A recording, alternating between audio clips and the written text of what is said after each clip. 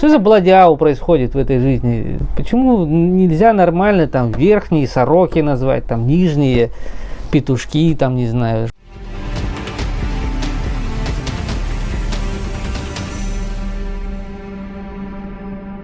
Здравствуйте, меня по-прежнему зовут Алексей Толстяков. Я рад приветствовать вас на канале Эхо Якутии. Сегодняшний наш ролик записывается накануне великого праздника, Дня Великой Победы, 9 мая. Я вас всех, кто нас в эти минуты смотрит, всех поздравляю с этим праздником. Желаю вам прежде всего мирного неба, крепчайшего здоровья, долголетия. Ну и, конечно же, чтобы эта трагедия 20 века никогда в нашей жизни, ни в ближайшей перспективе, ни в будущем никогда не повторилась. Сегодня мы хотели бы рассказать вам об участнике Великой Отечественной войны, о полном кавалере Ордена Славы, якуту по национальности. Это Дмитрий Ананьевич Петров. Сегодня выпуск об этом удивительном человеке.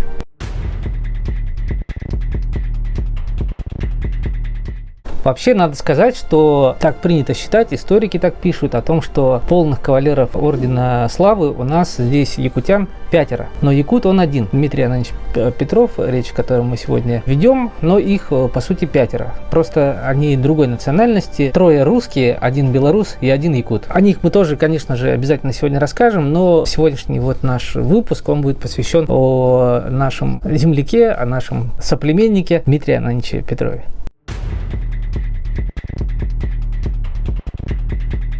Вообще, конечно же, нам надо сперва разобраться в этой награде, да, что это за награда Ордена Славы. Вообще, идея и замысел этой награды появился еще в 1943 году, в октябре 1943 года. Тогда Верховная Ставка Главнокомандования думает о том, что нужно награждать за какие-то подвиги солдат и матросов низшего звена, да, чтобы мотивировать их определенно, да, на подвиги и так далее. Вот это происходит в октябре 1943 года. Но, как это часто бывает, очень много согласований проходит, разрабатывают разные, дизайны этого ордена, да, потом утверждают очень долго, поскольку военачальников очень много. В конце концов, решение, конечно же, принимает сам товарищ Сталин. Спустя, собственно говоря, несколько месяцев, 9 февраля 1944 года был подписан указ о том, что вводится такая награда. Соответствующий приказ был направлен по фронтам для того, чтобы награждать, собственно, за определенные подвиги солдат и сержантов. Это знак отличия, довольно, авторитетный, да, в солдатском кругу. Прежде всего, надо сказать, что им награждались солдаты и сержанты. В исключительных случаях награждались младшие лейтенанты авиации и больше, собственно, никто. Офицеры не могли получить такую награду. Их было 3 степени. Орден был 3 степеней. Первая – это самая высшая, и 3-я, соответственно, самая первая выдающаяся. Да? Выдавалась она, за какие подвиги? За то, что уничтожил, например, от 10 до 50 противников из своего личного оружия. Или захватил какой-то дзот. Или же, условно, продолжал бой в горящем танке. То есть, какие-то супер крутые достижения, не рядовые, скажем так. За эти заслуги могли командиры представлять к этой награде. Вообще, надо сказать, что полных кавалеров Ордена Славы насчитывалось 2656 человек. Среди них было 4 женщины. Самым молодым кавалером Орденов Славы становился Леонид Исакович Окунь, ему было 15 лет. И еще одна удивительная деталь историческая: 15 человек были лишены этой награды за различные преступления. Об этом тоже немножко чуть позже можно рассказать, за какие примерно. Повторюсь, награду должны были или могли только получать сержанты, матросы, рядовые, в общем, не офицеры. Мы сейчас периодически видим, что на парадах, возможно, да, в старой кинохронике, где-то еще мы видим, что стоят вполне себе офицеры, да, с большими звездами на погонах, но носят ордена славы. Это тоже вполне логично, вполне возможно, поскольку медаль они получили, будучи еще не офицерами. Да. Тоже есть несколько, скажем так, коробящих историков деталей, в частности, когда сейчас в художественных фильмах показывают солдат, актеров, играющих солдат, которые, висят орден славы, и он при этом какой-то там тоже лейтенант или там старший лейтенант или более того капитан-майор. Этого быть не могло, исключено, поэтому здесь какой-то киноляп, можно сказать, да. И еще одна короткая реприза. Вообще орден очень похож на Георгиевский крест. Это одна из российских наград, да, при царской России. Вот Георгиевский крест, он был самым почетным, можно сказать. И вот поэтому советы, они сохранили эту преемственность некоторую, чтобы было почетно носить эту награду. И вот он повторяет: Георгиевская ленточка и вот Георгиевский крест и, соответственно, Орден Славы, они очень похожи, во всяком случае, в цветовой гамме. Ну, а теперь давайте вернемся к нашему герою нашего сегодняшнего выпуска. Напомню, его зовут Дмитрий Ананьевич Петров. Он родился 8 июля 1921 года в местности Тастах. Это недалеко от села Барабул в Татинском улусе. Тогда это был еще не Татинский улус, это был Батурусский улус. В семье обычных крестьян. Надо сказать, что он очень рано осиротел. Родители его умерли, когда ему было совсем мало лет. Заботу о воспитании его, о содержании его взяла на себя тетушка, младшая из сестер его отца, Анания Петрова. Она на себя взяла эту великую ответственную миссию, чтобы, воспитать будущего героя. В 1931 году наш, Дмитрий Ананьевич, тогда еще совсем маленький, 10-летний, по сути, ребенок, да, поступает сразу во 2 класс начальной школы, которую открыл Ананий Черкашин в местности Немедя. Это тоже там же, в Татинском улусе. Такой был интересный человек, Черкашин. Он, по большому счету, такой организатор, наверное, больше организатор, наверное, образования такой, меценат местами, да, то есть предоставляет свое жилье для того, чтобы открыть начальную школу для детей. И вот туда, собственно, сразу во 2 класс поступает Дмитрий Ананьевич.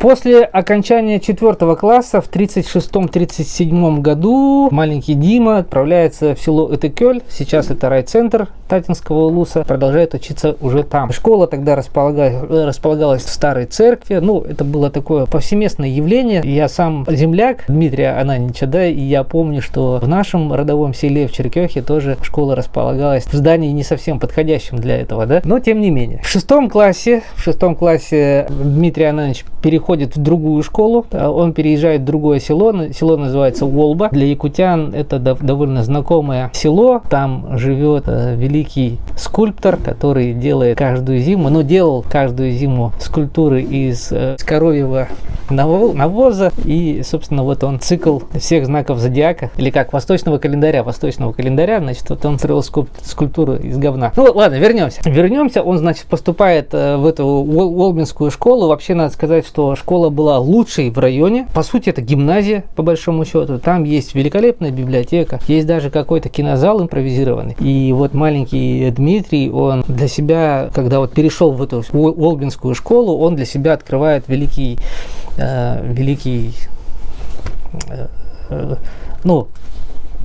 открывается поток знаний для него, и он начинает учиться, как закалялась сталь. Его одна из самых любимых книжек Николая Островского, это в его воспоминаниях книжки, которые я об этом тоже обязательно расскажу чуть попозже.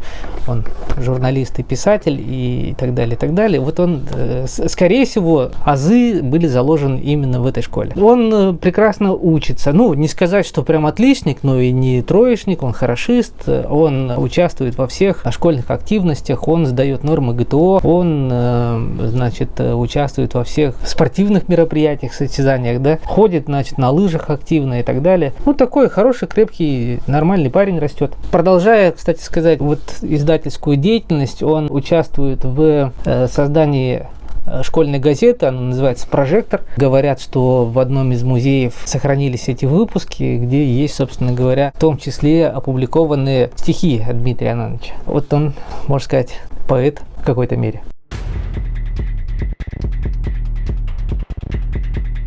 Едем дальше. В 1938 году 7-летнюю школу Волбинскую он заканчивает и уходит на работу в колхоз имени Ворошилова, возвращается к себе в Тастах, в местность, там находился этот колхоз, и он там работает. Тут же параллельно осенью 1938 года он поступает в Якутское культпросветучилище. К сожалению, забегая вперед, скажу, что он проучится недолго совершенно. На 2 курсе он вынужден будет отчислиться, потому что, дороговато выходит это ему обучение. Он не может содержать себя в городе Якутске, и Поэтому, времена такие были. Довольно сложно было для деревенского парня, если у тебя нет поддержки там родственников в городе Якутске. Довольно все это сложно. Поэтому он бросает учебу и возвращается обратно к себе на родину. В октябре 40-го года он устраивается табельщиком в социальный отдел райсовета.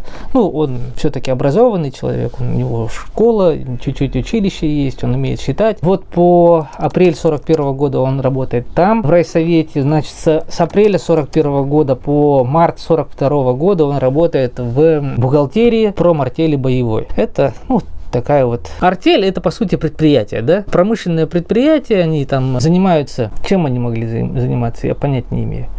В промартели боевой.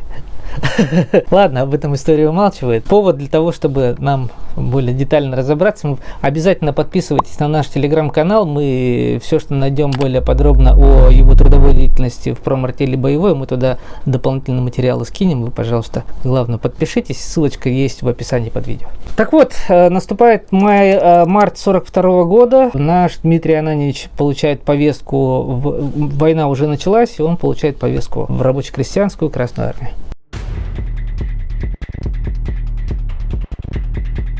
В апреле 42 года Дмитрий Ананьевич уезжает в Забайкальский край на станцию Даурия. Здесь он попадает в 65-й стрелковый полк. Это такая, как сказать, учебка, да, по сути, учебная база, где он проходит военную подготовку в качестве стрелка. Это первая его военная специальность, он стрелок. С ноября 42 года по октябрь 43 года он находится в расположении этой части. Он получает звание сержанта и остается там, преподает стрелковое дело. Он показывает хорошие результаты, поскольку он такой довольно меткий стрелок. В школьные годы ему очень сильно пригодились, когда он ходил на охоту вместе со своими товарищами. И вот, собственно, таких же высоких результатов он добивается здесь в учебной части, показывает свои хорошие снайперские навыки и, соответственно, не только учится сам, но еще и учит своих однополчан. В октябре 43 года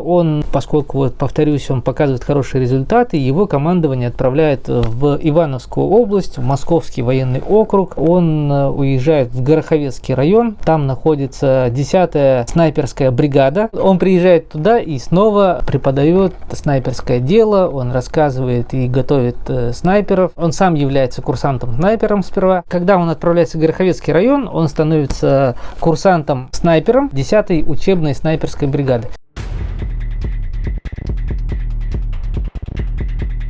После окончания вот этой снайперской школы, он, напомню, в октябре 43 года туда приходит, и в январе 44-го, собственно, он уже выпускник, он, повторюсь, сержант, он уезжает на фронт. Первым направлением его службы является Харьковский военный округ, Брянский фронт. Он в составе 11-го танкового корпуса Волновахской бригады служит, автоматчиком-десантником в специальной роте автоматчиком-десантником.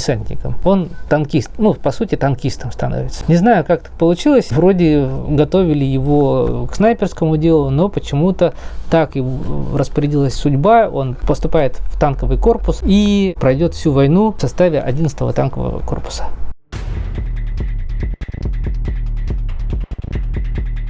Вообще, весь фронтовой путь солдата мы сегодня описывать не будем, потому что это довольно большой рассказ бы получился, поэтому мы настоятельно рекомендуем вам почитать книгу, которая называется «Звезда солдата». Она на якутском языке. Я не знаю, есть ли перевод на русский, но я думаю, что если даже и найдете электронную версию, нынешние технологии позволяют перевести ее на русский язык, но тем не менее, мы настоятельно рекомендуем эту книгу. Ее написал сам Дмитрий Ананьевич. Это автобиографическая книга, по большому счету, и он пишет о том, как он воевал. Но вот сегодня мы пройдемся по основным вехам. Он, по большому счету, прошел большую территорию Европы, практически до победного дня воевал. День Победы он застал в Польше, в городе Лодзь, в госпитале, будучи тяжело раненым. Это ранение он получил как раз в ходе операции, за которую получил орден славы первой степени. Но давайте о том, как, собственно говоря, эти ордена ему доставались, вот эти 3 подвига, мы о них более подробно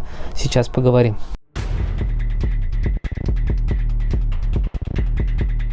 Первую свою награду, первый орден славы он получил за бой, который состоялся в ночь на 20 июля 1944 года при, значит, форсировании реки Западный Буг, это Волынская область Украины, недалеко от города Любомль. При форсировании этой реки он одним из первых, значит, переправился, проник, значит, в траншею противника, гитлеровцев, закидал, значит, гранатами всех, кто там находился, захватил пулемет вражеский, возможно, МГ, и, собственно, из этого пулемета он довольно активно, значит, не давал встать, короче говоря, немцам, чтобы они там могли ответным огнем поливать по нашим советским ребятам, которые форсировали реку. Вот он в этом бою 9 человек уничтожил, все спешно переправились, ну и потом захватили этот плацдарм. Вот за этот бой командиры его решили отметить орденом славы 3-й степени. 27 июля, спустя 7 дней после этого боя, значит, он был награжден орденом славы 3-й степени. В составе тех же бригад, я напомню, что это был Первый Белорусский фронт, в составе танкового корпуса, он автоматчик, он уже 2 февраля 1945 года, они, значит, штурмуют населенный пункт Третин, это уже Германия, по большому счету. Сколько прошло? Ну, чуть больше полгода прошло с момента первого вот этого вот сражения, да, где он получил орден славы 3-й степени. 2 февраля 1945 года они уже на территории Германии находятся, и вот недалеко от населенного пункта Третин он, значит, также ликвидировал расчет вражеской пушки, который стоял и очень мешал продвижению наших солдат. В уличных боях истребил 8 фашистов, и, соответственно, за этот подвиг, за то, что он уничтожил орудие и офицеров вермахта, он 25 марта был награжден орденом славы 2-й степени.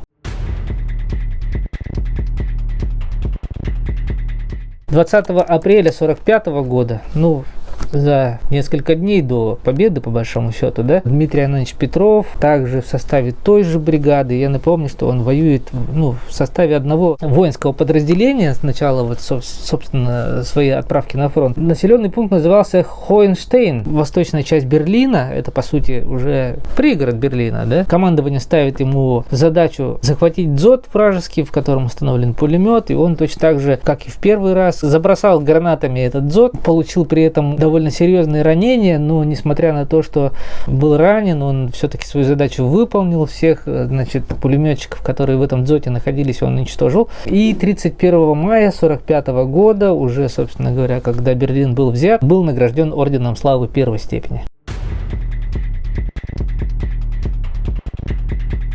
Напомню, что победу над гитлеровской Германией он встречает, будучи в эвакуационном госпитале, находится на территории Польши, недалеко от города Лодзь. Там он проходит первое лечение от, значит, ранений, которые получил в ходе наступательной операции, за которую получил орден славы 1-й степени. Лечится он довольно долго. Демобилизован он был в сентябре 1946 года. Если мы обратимся к истории, где он находился весь этот период, то мы наблюдаем, что он находился в Южноуральском военном округе, находился в эвакогоспитале номер 1662. Там он проходил комплексное лечение. Я думаю, что было особое отношение как к человеку, который был награжден, который являлся по большому счету кавалером ордена славы. Находился в поселке Бузулук Чкаловской области. Вот что нам известно. В октябре 1946 года Дмитрий Анатольевич Петров возвращается на родину в Тарту.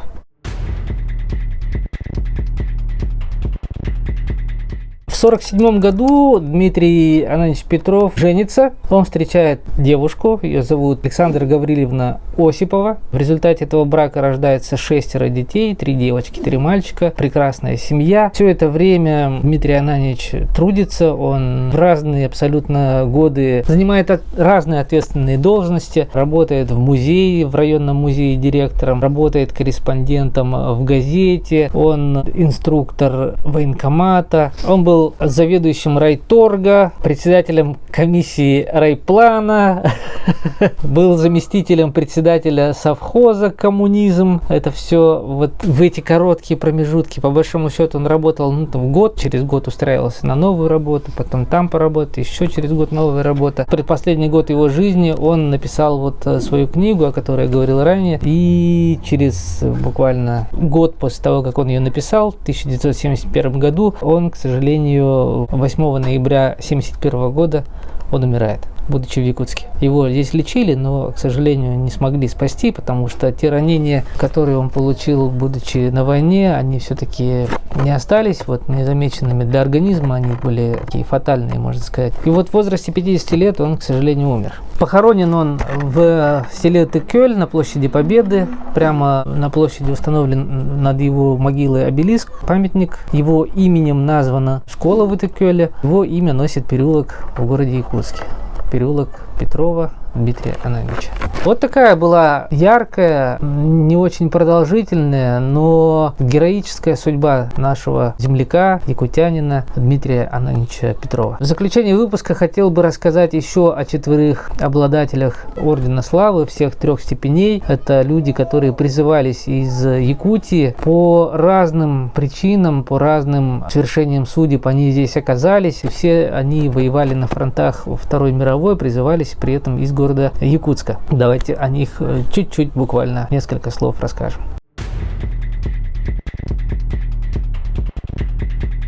Первый, о ком мы сегодня расскажем, это Георгий Алексеевич Ерохин. Он родился 6 марта 1907 года в селе Усть-Илга Жигаловского района Иркутской области. Речник, так сложилась его судьба, что вот поскольку он в Иркутской области находился, работал на реке, соответственно, работал в Ленском пароходстве, поэтому оказался в Якутии. И вот в 1941 году он в сентябре также получает повестку и выходит из якутского городского военкомата. Что за подвиг у него был? Приказом от 3 марта 1944 года за образцовое выполнение заданий командования гвардии сержант Ерохин награжден орденом славы 3 степени. За что? В бою в деревне, будучи в Украине, недалеко от деревни Писарева Воля, Волынский район, 26 апреля 1944 года Ерохин, будучи в Украине, будучи в звании старшего сержанта, своим, взводом опрокинул внезапной атакой с фланга наступающие или контратакующие,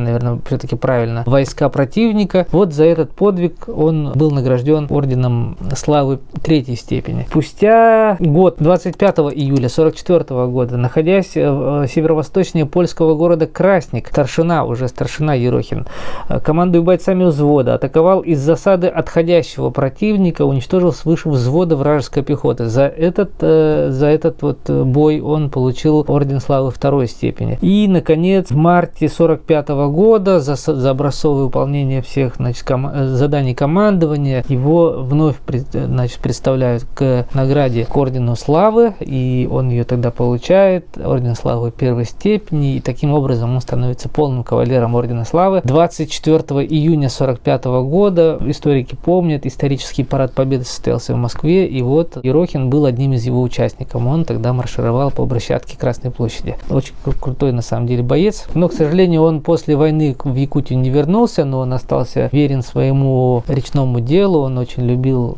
ходить по реке. Но остаток жизни он прожил в Иркутской области и скончался в 1986 году. Следующий наш воин Юрий Васильевич Калашников. Он родился 30 мая 1924 года. Закончил 7 классов Аллахюнской школы. До войны работал в Усть-Алайховской базе Продснаба Джукжур Золото Транса. Такая большая довольно контора была. И вот в августе 1942 года Аллахюнским военкоматом он был призван на войну. Участие принимал в освобождении Карелии, Венгрии, воевал в Австрии. Давайте более подробненько расскажем о подвигах. Будучи сапером сапером 114-го отдельного гвардейского саперного батальона гвардии красноармеец Юрий Калашников при форсировании реки Свирь в районе города Ладейное поле Ленинградской области у населенного пункта Мирошкиничи 21 июня 1944 года под сильным огнем противника, будучи старшим лодки, переправил 2 стрелковых отделения на правый берег реки. 3 июля 1944 года под неприятельским огнем разминировал мост на дороге Пучейло-Палахта, это, видимо, в Карелии все-таки, чем обеспечил продвижение наступающих советских войск. 8 июля 1944 года в ходе разведки в районе озера Пюсрея-Лапши вынес из-под огня тяжело раненого разведчика. И вот за череду вот этих вот подвигов приказом от 31 июля 1944 года он был награжден орденом славы 3-й степени. 5 апреля 1945 года южнее города Медлинг командир саперного отделения 114-го отдельного гвардейского саперного батальона Калашников, расположенного в 10 километрах юго-западнее столицы Австрии города Вены, действуя в боевых порядках пехоты вместе с бойцами под огнем разминировал 6 мостов. Лично обезвредил свыше 50 противотанковых мин и 15 мин-сюрпризов, ну это такие нежданчики, да, были немецкие. Командуя отделением гвардии сержант Калашников на шоссе Гумпольцкирхен, Медлинг, под огнем разобрал 6 баррикад, усиленных фугасами, и одним из первых ворвался в австрийский город Медлинг. Приказом от 18 апреля 1945 года он награжден орденом славы 2-й степени. И, наконец, еще одна его деятельность, будучи сапером, не осталась незамеченным. С 6 по 13 апреля 1945, действуя в боевых порядках пехоты на поступах к австрийской столице городу Вене, Калашников обезвредил с отделением 197 противотанковых и 117 противопехотных мин, 17 фугасов. 11 апреля 1945 года первым форсировал Донау-канал в Вене и проделал проход через минное поле. При этом обезвредил 37 противопехотных мин. Еще 2 днями позже, 13 апреля 1945 года, с бойцами преодолел проход через 17 баррикад, снял 65 противотанковых и 32 противопехотных мины. В уличных боях уничтожил 3 вражеских солдат. И вот за эту деятельность указом Президиума Верховного Совета СССР от 19 августа 1955 года был награжден орденом славы 1-й степени и тем самым стал полным кавалеристом ордена славы. После войны он вернулся в Якутию, но в Южную Якутию, работал, оперуполномоченным Темптонского отделения, районного отделения милиции в поселке Чурман. Помимо этого еще занимался строительством. Потом в начале 80-х он переехал в Калугу, позже уже перебрался в Москву, там, где жили его дети. Умер он в 1992 году, хоронен в Москве. Тоже надо отметить, что в 1985 году он принимал участие в параде на Красной площади как один из победителей.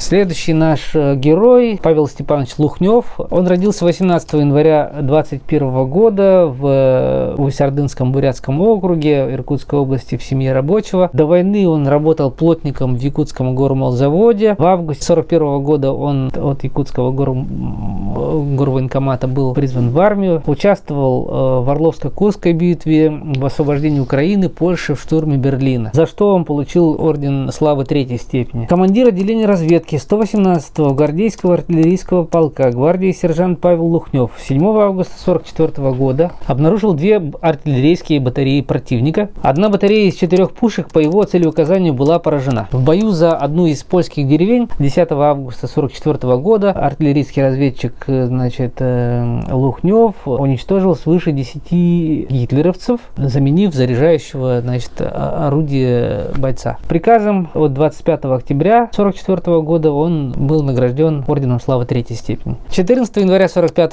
года гвардии сержант Лухнев, недалеко от одного из польских городов, обнаружил 2 минометные батареи, батарею 6-ствольных минометов и батарею 105 миллиметровых орудий противника. Все они были подавлены, уничтожены огнем арт-дивизиона. Все цели указал именно Лухнев. Ну и, собственно, за то, что корректировал огонь, контрбатарейный огонь, по сути, артиллерии, он был награжден в марте 1945 года года орденом славы второй степени. В апреле 1945 года, находясь в боевых порядках пехоты, командир отделения разведки 118-го гвардейского артиллерийского полка Лухнев обнаружил 2 дзота, 6 пулеметов, которые по его целеуказаниям были разбиты. Ну, тоже, по сути, передал разведданные. В результате был нанесен арт-удар, и, соответственно, пулеметные точки были уничтожены. В ходе уличных боев в Берлине бесстрашный гвардеец вывел из строя 6 солдат и офицера противника. При этом был тяжело ранен, но поле боя не покинул. Героически сражался. За это, собственно, был позже награжден орденом славы первой степени и таким образом стал полным кавалером ордена славы. В 1946 году старшина Лухнев демобилизован и вернулся на родину. Последние годы он жил и работал в городе Иркутске. Скончался 15 января 2001 года. До последнего работал плотником, ну и был верен своей профессии.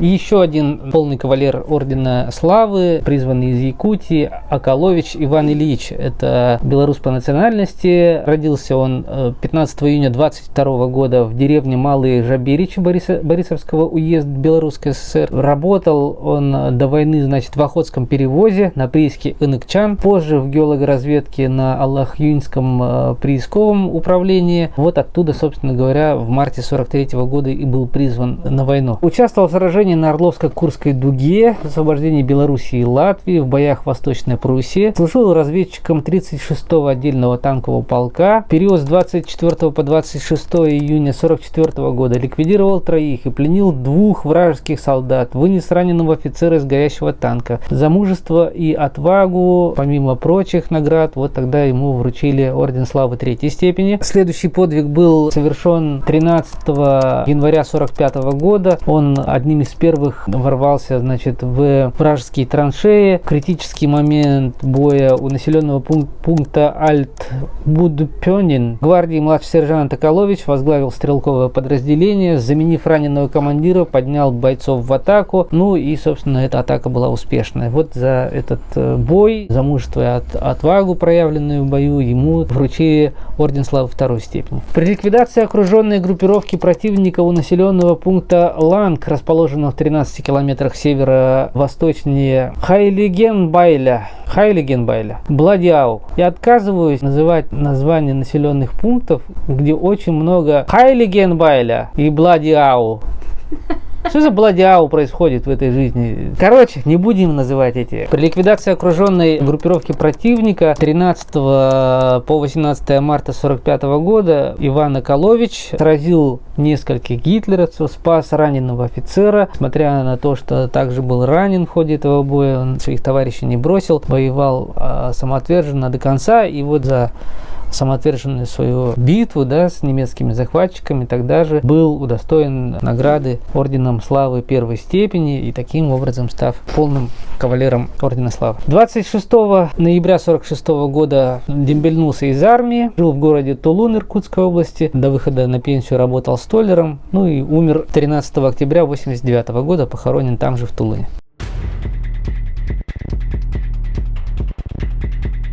Вот такой сегодня выпуск у нас про наших великих дедов, людей, которые себя не берегли ради нашего счастливого будущего, скажем так, да. И я сам потомок воина, который воевал на фронтах Великой Отечественной. Мой дед Петр Васильевич Толстяков, он тоже участник Великой Отечественной войны. Поэтому для меня этот праздник тоже совершенно непростой. Мы с нашей семьей всегда отмечаем этот праздник и всегда вспоминаем нашего деда, который пусть и недолго, но героически сражался. Он участник Демянского котла, не очень успешной операции в Новгородской области.